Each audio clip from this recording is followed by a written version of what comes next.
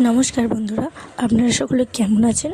আশা করি অনেক ভালো আছেন, আর আমিও অনেক ভালো আছি। এই সবে ছোটো ছোটো গাছে আম ধরেছে, আর হনুমানের উপদ্রে সেই আমও আর রক্ষে নেই, সব আম ফেলে দিয়েছে। আর মা সেই আম আমাকে কুড়িয়ে এনে দিয়েছে আম থেঁতলা করে দেওয়ার জন্য। আমি আমগুলোকে ভালো করে ছাড়িয়ে নিয়ে তার মধ্যে থেকে কুশিটিকে বার করে নিলাম।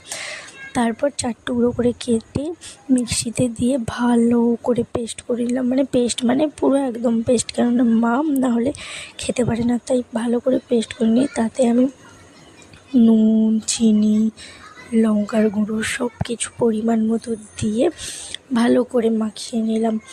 আর বিশ্বাস করুন বন্ধুরা, কিছুক্ষণ রাখার পর আমি খেয়েছি, জাস্ট দারুণ হয়েছে।